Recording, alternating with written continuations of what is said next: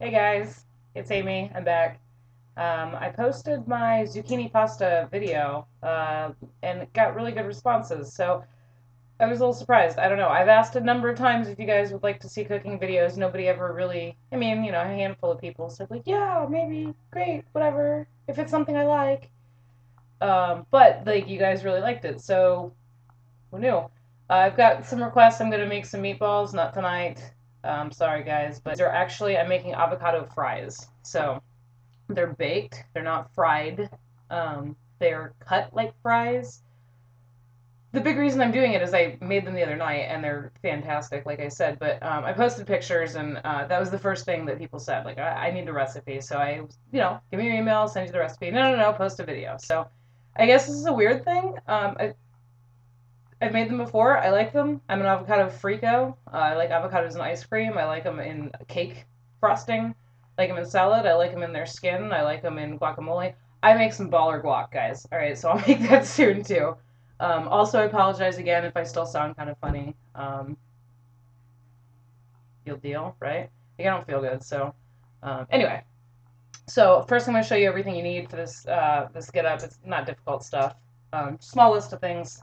I'm not going to make a big order. So, like, you'll notice a lot of things I make, I'm going to show you the method and not give you a lot of, like, ingredients. Because I don't know how many people you're cooking for. I don't know if you cook for yourself. I don't know if you like leftovers. I mean, I'm not real smart sometimes. I don't know everything. So, I make it for me. I show you how to do it. And then you can decide how much you want to make. And you'll learn if you're not a big cooker, you don't need, like, ingredient lists and, like, down to the quarter teaspoon ingredient measurements unless you're baking. Baking is science, cooking is not. So hang tight, guys. Next stop is the ingredients, and then I'll show you while you're doing that. Put your oven on 450. Let it preheat. All right. All right, guys. Quick ingredient list. So when I blow through these, you're not looking at me like, what the hell is she using? I want to tell you everything now. That way I can just get down to some cooking. Obviously, you want some avocados. You don't want them super ripe, like super squishy ripe if you're making guac, because when you go to cut them, they'll just kind of squish up and fall apart. Fries don't look good squished up and falling apart. I wouldn't get them super, super unripe because obviously they will taste like crap. So if you don't know how to pick an avocado, Google it. That's another lesson for another day. But if you do, ripe, not overripe. So however many of those you want, I'm going to show you one. You will need an egg or a couple of eggs. You will need some bowls because you are going to flour this like you're frying it. All right, you're going to need 3 bowls. These tend to not come out so well if you don't use panko. So I suggest panko. Panko you can get anywhere. They're easier to find than you think. Look in the ethnic aisle, the Japanese section, the organic sections oftentimes have organic panko. I don't know why, but you will want salt and pepper. Beyond that, the seasonings are up to you. I mean, it's kind of like chips or, sauces that you like. It's whatever you like is what you like. I'm going to use Old Bay. I will show you where to put it. Now, most recipes, if you Google it, will tell you regular all-purpose flour. You can use whatever flour you want. I actually don't cook with flour when I can get away with it. I like flaxseed meal. And for baking, it crisps up real nice. Doesn't taste funny. You really can't taste it much at all. But you could use whatever you want. If you use coconut flour, you could use coconut flour. You could use almond flour, almond meal, hazelnut. I wouldn't. You could use hazelnut. Regular whole wheat flour, white flour, bleached flour. If it's ground up, hey, you could grind up, if you're like super low carb, you could grind up like pork rinds, as long as they're, that would kind of undo the fact that you're not frying these, so I mean, that's your call. All right, so I know you came here to see my fantastic face, but I'm going to show you the food. Basically, it's mostly prep. Like, there's not a lot of stuff going on that you're going to need to learn how to do or spend a lot of time worrying about. Basically, you've got to move out of my way and find things in my kitchen. Okay. So you've got your 3 bowls. I just use little plastic or paper ones. I'm lazy sometimes. There's my oven. Make sure you're preheating. I like to use these because then I can just throw them away and not get my hands all eggy washing the dishes. Again, I'm doing 1. So like I'm going to do 1 avocado, just a little bit of flour, 1 egg, a little bit of breadcrumbs, seasoning. You want to do more? You want to do 2 avocados, maybe 1/4 cup of flour, 2 eggs. You're going to beat them up. And maybe, panko to coat, so like a 1/2 cup, a cup. You're going to throw away what you don't use because you have raw egg in it. So just, be wise with how much you want to waste or not waste. So I'm going to go ahead with my flaxseed meal. That will go in your first bowl. You will see how this all works momentarily. Okay, flaxseed meal. This would be where you would put flour. If you're using regular flour, put it in the first bowl. Egg. 1 egg for me, maybe 2 for you. Bowl number 2. Good. Good job, guys. Pat yourselves on the back. Panko. Breadcrumbs. Third bowl. See, I'm probably putting, I don't know, it's probably 3/4 of a cup in there. These are big. If you don't know what panko breadcrumbs are, they're unseasoned. They're just like dried out bread. They're really big. They're not finely ground. They're coarse, and I love that because they're crunchy. I'm going to put a little water in this. You don't have to. I put about a tablespoon of water per egg. Maybe a teaspoon if you use smaller eggs. It thins it out a little bit, makes an egg wash easier. If you're super uber health conscious on this one, you could do just egg whites, but I'm not. Alright, quick avocado lesson for you newbies. Easy to find out if it's ripe or if rotting. When you can pick it up at the store, it's got the little stem end in it. Just take the stem out. If that's green in there, where like it should be, good to go. If you're black, brown, fuzzy, purple, blue, put it back. Get a different one. Easiest way to cut an avocado. For this, you have to, I mean, I guess you don't have to, but you should cut it in strips. So, like, you're not just going to hack it in half and scoop it out like you would for guacamole, all right? Here's the easiest way. Don't take knife direction from me. I'm a horrible influence. Easiest way for me, however, if you're doing this at home, you're not a big knife person, hold your avocado in a towel. That way you don't cut yourself like that. All right. I am living on the edge, so I'm not doing that, but that is your best bet. It is safer. So your pit runs lengthwise. It is a tall pit. It is round this, spherical this way, but it is kind of egg-shaped. So you want to cut with the towel in your hand. Hold on your knife securely. You're not going to hack. You're just going to kind of press down. Avocados are not hard. All right, got your knife in there. Going to go all the way down to the pit. It'll go about a third of the way down, maybe. All you want to do, because you're going to cut this in half, and there's a pit all the way through the middle, is turn the avocado on the knife. All right, I'm not even moving the knife right now. I'm moving the avocado, see? So you're eventually going to have to slide the knife down a little bit because the avocado is too big to just slide all the way around. All right, so if you don't move the knife, you only move the avocado, you end up with one fairly perfect cut. All right, so separate the avocado, twist it, just comes apart. All right, and as you can see, I got a crappy avocado. Not so bad. We'll still use it. Again, this is the part where the towel in your hand comes in handy. To get a pit out of an avocado without destroying your avocado when you need it for sectioning, take your knife very, very, now not gently enough that it doesn't go in, but like you're not hacking up somebody in a Saw movie here, all right? You're going to take the avocado, make sure you've got it on a towel in your hand or in an oven mitt. You're going to thunk it right in the pit, all right, with the butt of your knife, just down here where you can control it real easy. One thunk, all right? Turn the avocado, half a turn, voila, all right? You got your pit, you didn't screw up your avocado. Hopefully yours doesn't have brown spots. Story of my life. Then you can either just scrape it into a trash can or be an idiot and put your hand by a blade and pull it off like me. Actually, let me show you the safe way of doing that. I am a jerk. Okay, so the safe way of doing this, to get this off your knife, since this is the sharp end down here, is to squeeze it from the top, all right? This is not sharp up here. That's the top of your knife. Squeeze the pit. Just pops right off, okay? Here we've got our 2 avocado halves. Obviously, you're going to do as many as you're doing. Cut them all up, cut them all apart, get your pits out, get that done with. Be easier to deal with later. Now, as I said, mine are a little overripe, so mine might get a little squishy, hopefully not. You are going to peel the skin off, all right? Takes some doing if you've never done it before. Start at a corner, you got to be gentle. It will just peel off, all right? Kind of like an orange peel, but it's pretty thin. So like, just start peeling from an edge, and if it breaks, that's fine. Just grab another corner. Just be careful you're not squeezing the life out of it so you don't end up with mashed avocado. We're not making a Thanksgiving avocado dish here. We're making fries, so you need to be able to cut this in strips. See? Okay, so we're peeled. Don't mind the brown. Yours will not be brown. Yours will be fantastically perfect.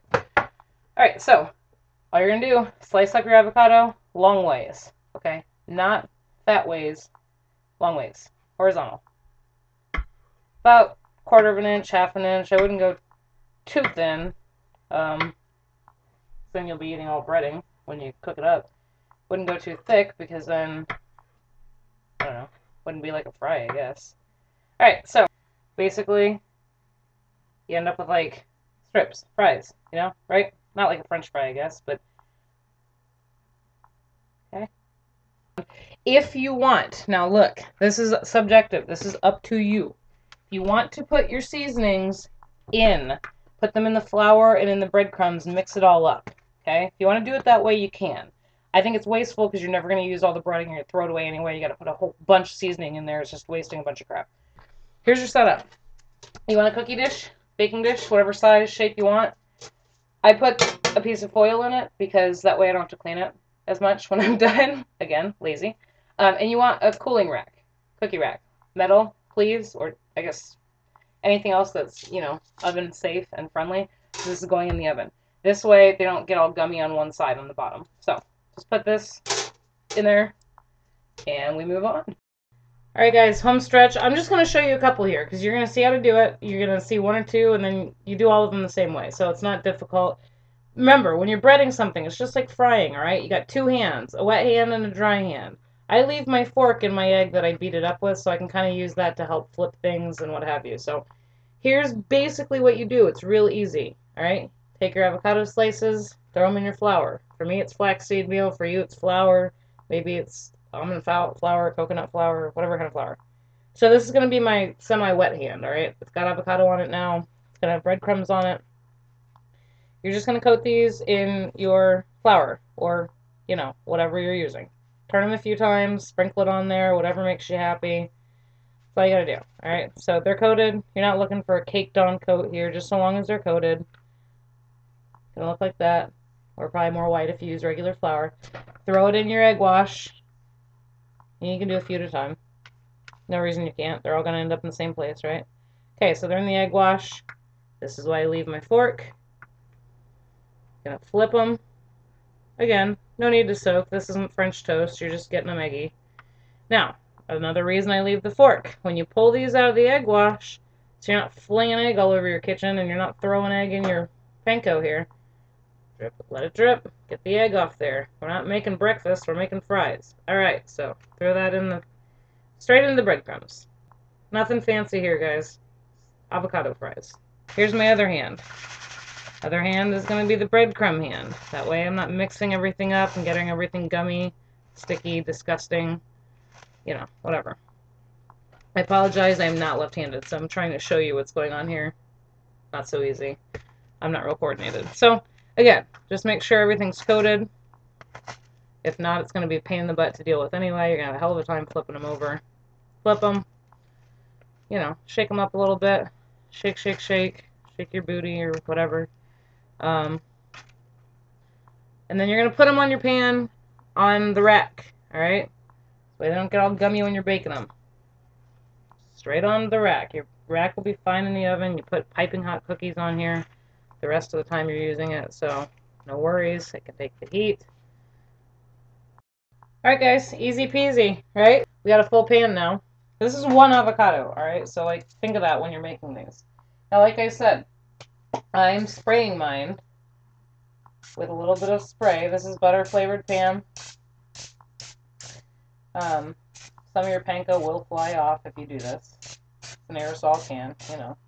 Now, I told you I'm making Old Bay fries. I like Old Bay. It's really strong flavor. Plus, I'm not dipping these in anything. If you're dipping them in something, you really don't need to do this, like I said. Going to salt mine. I'm going to put these in the oven for 20 minutes on 450 degrees. I take them out and flip them after 10 minutes. Alright guys, 20 minutes in the oven, 450. They come out. They just came out. They're hot. So you're going to want to let them rest for, I don't know, 5-10 minutes. Not real super long, but long enough you don't burn your face off trying to eat them. This is what they look like. They're all done. They're crispy. You'll enjoy them. Like I said, you can eat them like this. You can dip them in whatever you want. You're recording now. I am recording you now. I you. Are they crunchy? Mm-hmm.